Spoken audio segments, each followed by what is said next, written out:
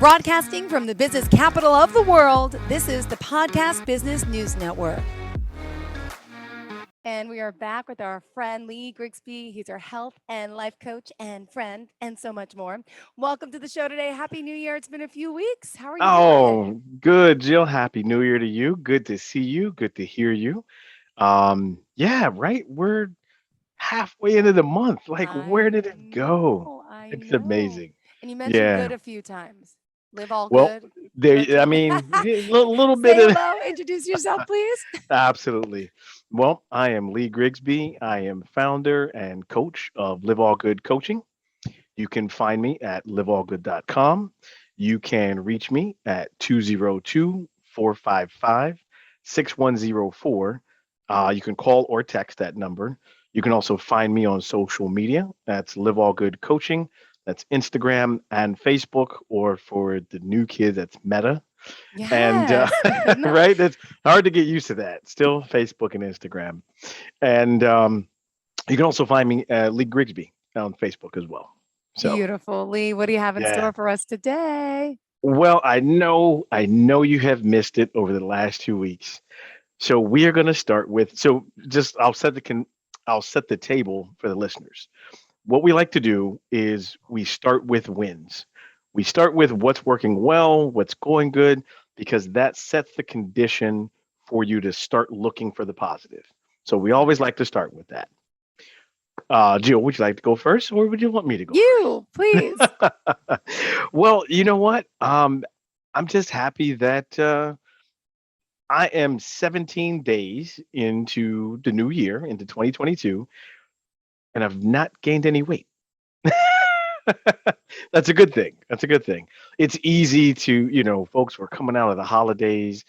It is easy to have packed on some holiday pounds, some winter pounds. Well, for those of us in winter climates, Yes, yes. it's easy for us to do that. So, thankfully, I've not gained any pounds. I've been able to go to the gym on a regular basis, so that feels good. That's also helpful for my mental health. So, yeah, it's going good. Fantastic. Congratulations. Absolutely. And how about you, my friend? What is some wins for you? Well, the wins are that I've been off of work for 2 weeks. I got to travel with my kids, went to Florida, had some fun at Legoland, Disney, and all that stuff. All Um, right. but the truth is, it's a lot of work, right? So Uh, I'm going to tell you my biggest win for this week oh is that I yes. came home this weekend and I started putting away. You know how I am with organization. I Absolutely. finally got to put away the Christmas decorations. Still working on a few more, but Nice. feels so good to put stuff away because now Nice. you got to understand it's also Christmas in my house. Then it goes right to my son's birthday, my birthday.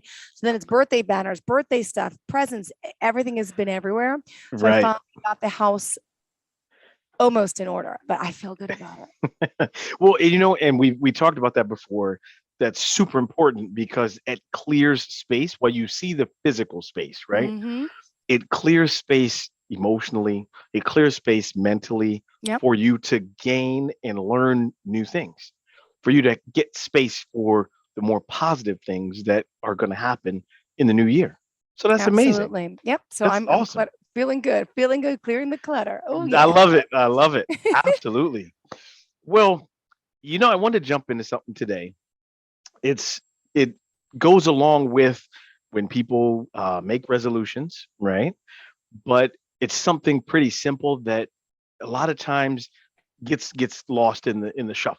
Mm-hmm. So one of the easiest things, well, I won't say easiest. That's not quite the word. One of the most tangible things that we can do to start changing, I mentioned I haven't gained weight, right? Yeah. Is losing weight. And that's typically a thing that people talk about first of the year, like, yeah, I'm going to do this. Well, one of the most important things for losing weight Mm-hmm. is intermittent fasting. Okay. We've all heard it. Now I'm going to get to that at the end. But before we talk about intermittent fasting, I want to talk about meal planning. Okay. Okay. Because meal planning is important for intermittent fasting. It's also something tangible that once you start seeing what you're building, how you're Mm-hmm. going about making this plan, Mm-hmm. you can start to put that towards other things. Like a lot of times, so with a plan, like with a meal plan, you hear people talk about going to the gym, right? Yep. How do I Mm-hmm. start exercising better? They give you tips like put your clothes out at night, Yep. have a workout on your phone, or just have a workout ready to go. Takes the guesswork out of it, right? So that all you have to do. Actually, I saw another tip. Somebody had said, you know what? They bought a coffee maker and they set the timer to start at 5:30 every morning. So that fresh brewed coffee made them get out of bed, right? Ooh, I love that smell. Yes. So that is setting the condition for inevitable success. So what we're going to do is we are going to set the conditions for inevitable success for meal planning. Okay? Beautiful. Yep. That's what we're going to do. So I got a few notes here. The first step that you want to do is come up with a menu, right? Now we're talking over a period of 5 to 7 days. Okay. Come up with a menu, right? By coming up with a menu, that takes the guesswork out of, oh my gosh, it's 5:30, 6 o'clock. What am I going to make for dinner? Right. Mm-hmm. Or it also takes away that anxiety of, well, we don't have anything prepared. Now we got to order. And I love pizza. So Yeah. I'm not upset about that. But then if you order pizza 5 times out of the week, Yeah. Yeah. that's not what we It's a want to, we problem. want to go away from that. Mm-hmm. Mm-hmm. Mm-hmm. So you want to come up with a menu, right? Okay. Little note here with the menu. The one thing you want to do with your menu is you want to try something new, try something different, right?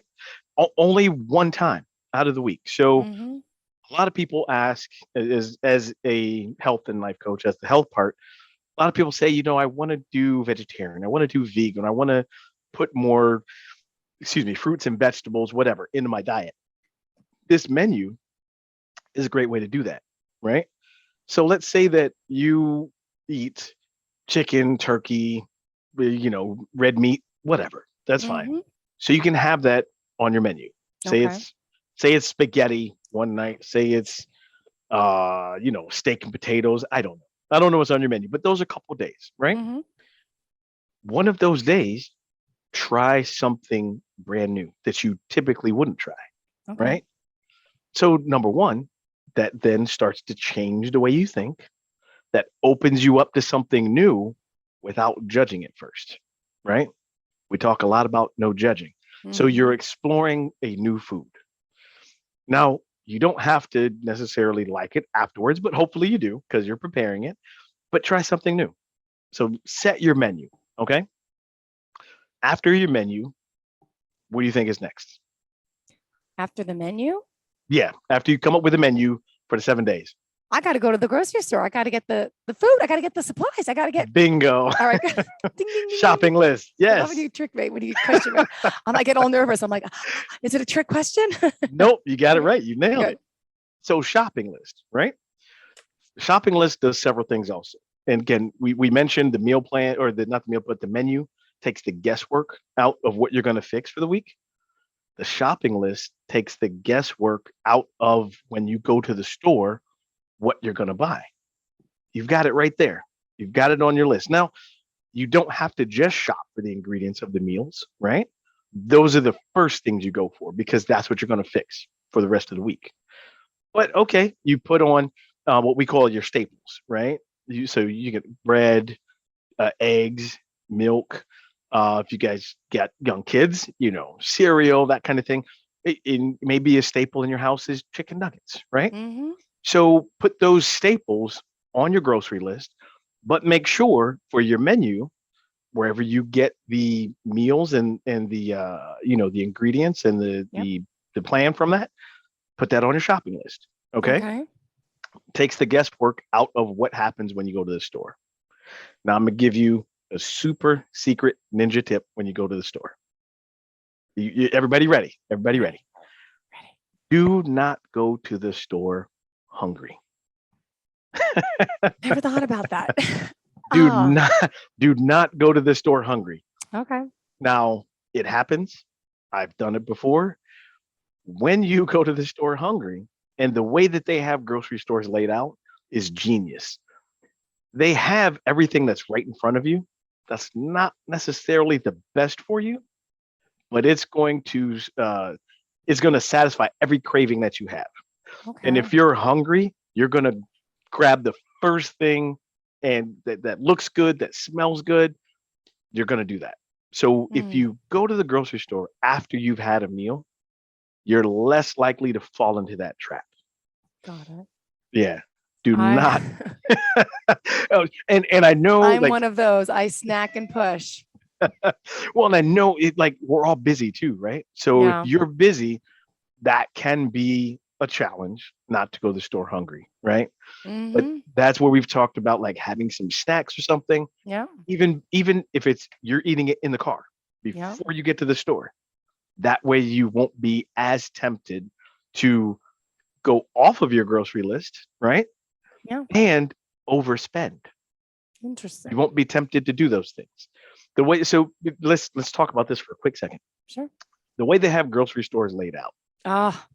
around the outside aisles, if you notice, that's where all your fresh produce is. That's where all the fruits are. That's where all the healthier items are, right? They are designed for you to go up and down the aisles.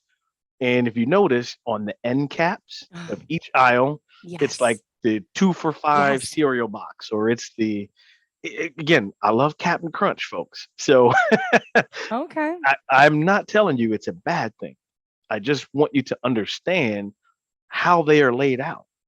It is so they put the things in your view where you're going to see them, right? Why do you think they have candy at the checkout register? Wow. Yeah. Oh my Hmm. gosh. Wow. Yes. So it's not that they're not doing anything evil. Mm-hmm. They are trying to sell products. That's how Yeah. they make their money. There's nothing wrong Wow. with that. But they're laid out that way for a reason, right? And if you notice, either it's on the outside aisles or the furthest away from the entrance is like again the fresh produce or like your nuts, your walnuts, all Mm-hmm. those things, because then it's designed for you to walk all the way through the store Okay. before you get to those things. So you will have picked up some other thing. Oh yeah, I've been wanting to try that, and you just start dropping stuff in your cart. Yeah. So something to be aware of. Something to be aware of. Thank you for that. Go ahead. Do not go to the store hungry, folks. Oh my goodness. All right. And I have a message in from the station. Looks like Oh yeah. um okay, someone wrote in, I've been looking to get into a more healthier lifestyle. I want to do either a race or even a triathlon. How can I start training for something like that? I think I need to prepare Oh myself mentally also, but I'm not sure where to start. That's Jake from Charlotte. I know we're off topic, but it's okay. No no, problem. Yeah, that's yeah, yeah. fantastic. Let's make a pivot. So I Jake, think I need Jake to from prepare Charlotte. myself mentally also, but Mhm. I'm not sure where to start. Okay. Love it. Well, Jake, um, I have done triathlons before, so thank you for the question. If you haven't done anything like that before, let's figure out what your baseline is. Okay. Have you run a 5K before? What's your swimming like? Have you started swimming at all?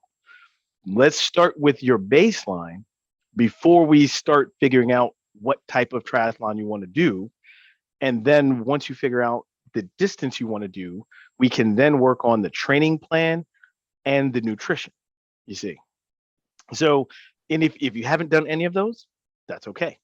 If you haven't done any of it, that's all right. Now it's the time to start. Okay. Mm-hmm. So maybe let's say Jake can only run half a mile. Okay. Well, that's fine. That's your baseline. That's where you start. So then you want to start working on each week. Let's see if I can maintain that half mile at whatever speed you're doing. The second or third week, let's see if you could do 1 mile. Mm-hmm. Okay. Then you go past that 1 mile, get to a mile and a half. Okay. Now, for the listeners and Jake in particular, I'm only talking about a 5K race, which is 3.1, 3.2 miles, because one of the smaller distances in triathlon is called a sprint triathlon. Mm-hmm. So it is, if I get my distances right, about 750 meters of swimming, which is about a half a mile. It is a 20 to 25K bike ride, Mm-hmm. which is like 14 to 16 miles. And then the run at the end is a 5K run. Okay. So that's why I'm talking about the distance of the 5K run. Got it. So also, let's talk about the biking. If you've never ridden a bike before, that's okay, right? True. Yeah. I would advise find someone or somewhere, either a rec center, a stationary bike. Okay. Start on a stationary bike. Again, get a baseline for how long you can ride. Try to ride for 10 minutes. See how you feel after that. Okay. Now, if you've never ridden a bike before and you start with a stationary bike, I also advise a few lessons so you can get your balance. Got it. You Good. don't you don't want to fall off, and you don't want to like get super fancy. I know everybody sees the people who do triathlons. They got the matching gear, it matches the bike. They look so cool. They got the helmet and the glasses. Folks, I'm not one of those guys either. Okay. Okay. I don't have the matching stuff, but you got to start slow. Start somewhere. Get a baseline. Okay. Once you've learned to ride a bike, awesome. So now you got two parts done. You got the running, you got the biking. My weak point, which many people's weak point going in triathlon, is swimming. Mhm. Okay. So again, start slow, start with your baseline, get to a pool if you with depending on what your comfort level is, or if you might be in an area where you can swim outside. Also, if you're swimming outside, do not swim alone if you can. Please do not swim alone. That's important. Many different bodies of water, just don't swim alone. Not the Mhm. smartest thing. So if you're going to a pool, try to go to a pool that is a 25-yard pool Okay. and just see how many lengths you can do. If you can swim one length, okay. See if you can swim two or three lengths or even four without stopping. Okay. Mhm. Quick note here, I'll give you guys when I first started training for a sprint triathlon, I had known how to swim as a kid, but I hadn't swum for distance in probably, I don't know, 30 some years. Right. So I was training in the pool for like 6 months. Wow. And in the beginning, I couldn't do any more than probably four lengths of a 25-yard, but I built up every week and got to a point where I could swim. I'm trying to do the amount of laps in my mind. I think it's somewhere between like 30 to 40 laps without stopping. That's what you want to do to get to somewhere which is about five, 600, 700 meters Mhm. because the distance is 750. Okay. And every course is different, but mentally you want to be prepared to swim that distance. So if you're going back and forth in the pool without stopping, awesome. But start slow and build up to it. Don't automatically jump in the pool and try to do 40 laps. The lifeguard might have to jump in and help you. True. We don't want that. We don't want that. And so now that you've figured out what your baselines are, you just try to increase those distances every week. It's not about speed, increase your distances Okay. so that you can get to the distances of the race. Okay. Got it. When you start talking about nutrition for a triathlon, Mhm. that is key. Everybody talks about no carbs, no carbs. Well, you kind of need carbs to fuel. It's an endurance race, but you also want protein. Okay. So you want to try to have some protein before you start any of these trainings, whether it's the run, swim, or the bike. When you're swimming, people don't think that you actually sweat when you swim, and you do. Good. They, I never even thought about that. I You used to. still, yeah, I you have to. never trained with water. Like I would see people put in the water bottles at the end of the lane. And you're like, I'm like, why? Why are you doing that? But you're still active and you do sweat. yep, So you just don't notice it because you're in the water. got it. Okay. So hydration is super important. Mm-hmm. Now hydration is important overall. So you're going to want to increase your hydration from just your normal activity. Okay. Yeah. So when you start swimming, I used to take like the vitamin water zeros because it also has electrolytes and it has like I think vitamins B12, B6, something like that. Helps with energy, Mm-hmm. helps replenish your energy. So you can have those things put them at the end of the lane, do your training, take a break, that kind of thing. But as far as the, protein and carbohydrates, now Hmm. there's a myth out there with a lot of endurance sports and carbohydrates that you're supposed to overload with carbs like the night before, right? Hmm. That's not really true because your body can only process and handle so many carbs as it is. So you don't want to overload, right? You Yeah. don't want to like eat spaghetti all day long. You have a good spaghetti dinner, that's fine. But you got to remember it takes about 12 hours for your body to fully digest that. And that's when your body will then store the energy for you to do the activity. Okay. So you don't want to have like a spaghetti dinner at like 8 o'clock because Hmm. most races start pretty early. Yeah. Your body will still be sluggish and you'll still feel kind of bloated, and you don't want to swim trying to do that. No, no, not at all. Okay. Not fun, not fun. But also when you're training, you want to then experiment with nutrition, right? A lot of times they have the energy gels, or they have well, I used to use Cliff bars, but now I've got to move to Lara bars. They're all different, but in your training is when you want to start to experiment with that, Okay. right? Another tip about triathlons in particular, there's a specific training that's called bricking. Bricking is when you do two of the three disciplines in your training back to back. Typically, bricking is biking, then running. Okay. Because the way the triathlon works, it's swimming first, then you bike, then you run. So a brick session would be you go out and you do a training a bike training. It may be, I don't know, it may be the mileage. It may just be whatever you're set to do that day. Then you will come back, park your bike, and immediately go for the run. That way you get to, your body starts to Hmm. then feel what it's like to do Got that. it. And I will tell you, the dead leg feeling is real. Yeah. You get off Yeah. the bike and you're moving the bike, park the bike, you try to run, it is very difficult to lift your legs. You're like, wait a minute, what just happened here? And you have to, like, your mind has to get through that physical challenge of really Okay. moving your legs. Okay. Hmm. But again, in that brick session is where you want to start to play around with nutrition, right? Hmm. If you feel like you're kind of running out of energy, maybe you have a quick bite of a bar or an energy gel with water in between the bike and the run, because that's Hmm. what you would do in the transition in the race. When you're coming off the bike, jumping into your running shoes, putting on your running gear, that would be the time to refuel pretty quickly. Hmm. Okay. So that's about it though. You want to start with getting your baseline for each discipline. So get a Okay. baseline for running, get a baseline for biking, get a baseline for swimming. Once you do that, then start looking at the nutrition and seeing what works best for you. Again, you want to make sure you have enough protein.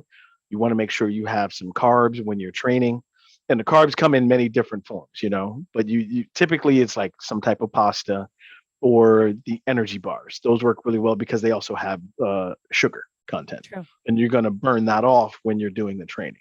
And you So need it. You need it. No, thank you for that. Wow. absolutely. Thank you so much. And I forgot it's Jake That from was Charlotte, Jake from North Charlotte. Carolina. You're so Yeah, good.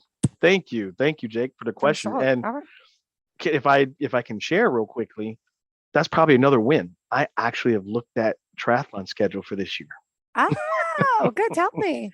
So yeah, there's a few around the area, around the Washington D.C., Maryland, Virginia area, and I'm gonna try to do maybe 2 or 3 this year. Based Awesome. they have good COVID protocols. I mean, I'm they did sure. they I'm they did things in sure. 2021, so I'm looking to get back on the bandwagon. Oh, So good. Jake, everything that I laid out for you is what I'm going to be doing myself. Beautiful. Thank that why it was so thorough. I'm like, what was this planned? I'm like, wait a second. He has the answer in his back pocket. Like, No, now this I know so why. I remember doing that. Now I only started doing triathlons in 2017, so Hmm. I'm still new to it.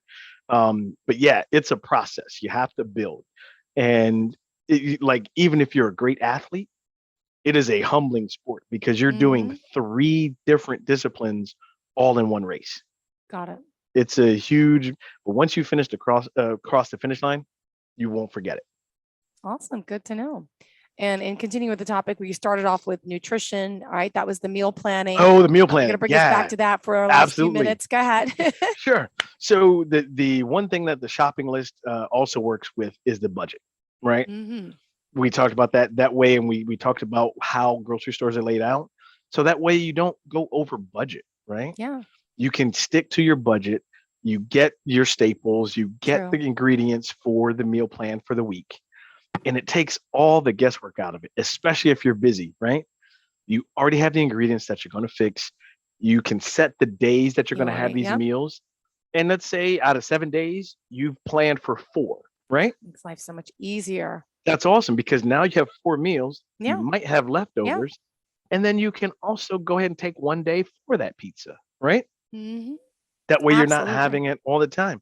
I do have one more kind of side note here. Sure. Go ahead. One of the most important things when you're doing the shopping, check your labels. Check your labels. A lot of times, like I know we talk a lot about trying to eat healthier, eat cleaner food. Not everybody has access to that. So it's okay, right? Do the best you can with what you have access to. So if Mhm. you're getting stuff from the store, check the labels. If the label has a lot of ingredients, Yeah. it's highly processed. Mhm. And if it has a lot of ingredients that you don't know how to pronounce, it's Mhm. also highly processed. So go for the thing that has the least amount of ingredients and the things that you can actually say and pronounce. That's a good way to go about your shopping, even if you're not training for triathlon. Yeah. Absolutely. All Read right. the Good to labels. know. Read the labels.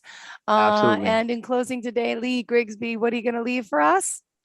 Well, I want to know for next week how everybody's meal plan goes. Okay. I want Yeah. to know how the meal plan goes. I want to know how your shopping goes. Even if you only have one meal for one day out of the 7, that's Hey, awesome. it's a start, right? And you got to start somewhere. Sometimes you need Absolutely. baby steps like this, Lee. That's And right. how can we reach out to you, sweetheart? Absolutely. You can reach me at liveallgood44@gmail.com. That's the number 44 at gmail.com. You can find me, liveallgood.com. You can also find me on social media. It's Live All Good Coaching, Instagram, and Facebook. You can find me at Lee Grigsby on Facebook, or you can call or text at 202-455-6104. Beautiful. Thank you for your time today. It's a pleasure seeing you Absolutely. again. Great And to see looking you forward to the again. next time we meet. Have a great day. Absolutely. See And you, all of our Jill. listeners, start meal planning.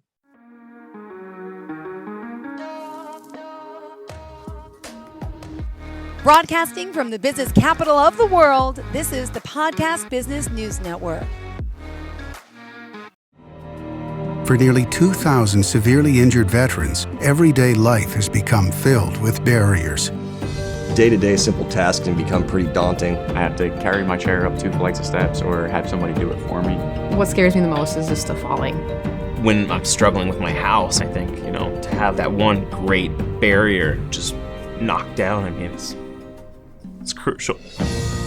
Home for Our Troops is a wonderful nonprofit that builds a mortgage-free, fully adaptive, handicap-accessible house. And there's no catch. It'll be our very first home that we've ever owned. This is a game changer. This is where your life begins again. We need you to join us in completing this important mission. Please visit hfotusa.org and help build homes and rebuild lives. Because of you, everything's going to be okay.